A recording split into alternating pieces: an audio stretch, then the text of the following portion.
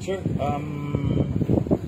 may mga bago na naman na turnover sa PDEA. Mas marami po ito kung ikukumpara natin kung nakaraang araw, sir. Yes, sir. Actually, ngayong umaga, nakatanggap nga tayo ng message from the Western Naval Command regarding sa recovery ng Philippine Navy and ito turn over daw sa atin. So upon hearing the information, nag-coordinate kagad ako sa aming regional office informing our regional director and also coordinated with the local counterparts which is the Puerto Princesa City Police Office. Nakasama po natin dito yung CIU at CDEU nila as well as yung Palawan PPO para pagtulungan tayo in regards dito sa recovery ng suspected illegal drugs. So katulad po nang nabanggit ni Commander Aliksa, meron po tayong na i-turn over sa amin na 36 pieces na bricks. Initially, during the conduct ng Raman spectrometer, lumabas yung positive siya for cocaine hydrochloride. So ganun pa rin, same procedure tayo. This will be transported to the National Office for confirmatory laboratory testing. Sir, nasa estimated volume ng kabuuan nitong mga suspected drugs? Oo. Ang DDB street price kasi ng cocaine is 5,300 per grams. So kung i-estimate natin yan, 36 to, at ang isang bricks ay 1 kilo mahigit. So you do the math na lang siguro, no? I-ano na lang natin kasi basta ang isang kilo, most likely nasa 5 million ang isang bricks nito, ang nagkakahalaga siya for the street price. Sa tingin niyo, sir, konektado ito doon sa mga nauna pang sinurrender sa atin? Possible, no? Possible kasi kung titingnan natin yung area na sa West Philippine Sea pa rin to AOR ng Palawan, possible na connected sila.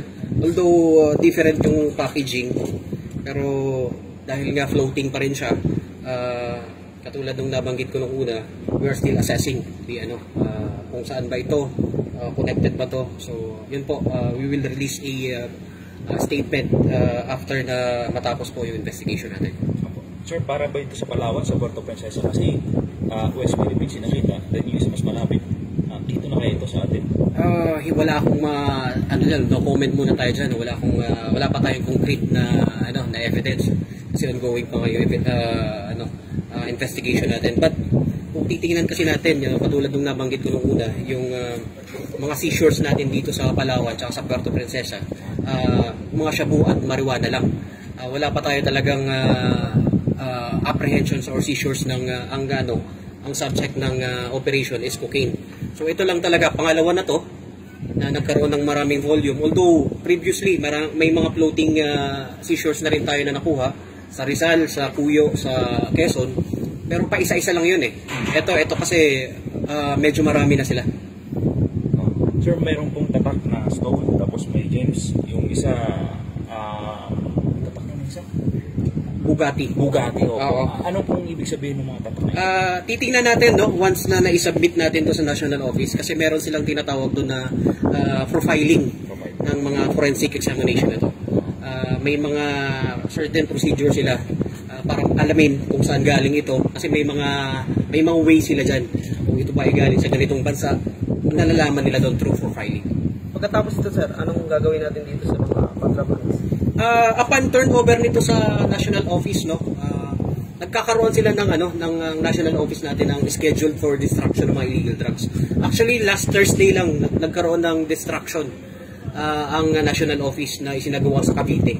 So ito, katulad ng mga kasama natin na nasa opisina, itatransport po natin ito at mapapasama ito at mapapabilang ito dun sa mga illegal drugs na i-destruct through incineration. Okay. Sir, thank you. Sino po yung mga kasama natin dito sa laban dito? In coordination po ito sa Puerto Princesa City Police Office. Kasama natin dito ang City Intelligence Unit, City Drug Enforcement Unit, as well as yung Palawan PPO. Kasama po natin dito. And of course, ang ating Philippine Navy. PS4, sir. And opo, yung PS4 pala. Kalimutan ko yung PS4, sorry. Police Station 4.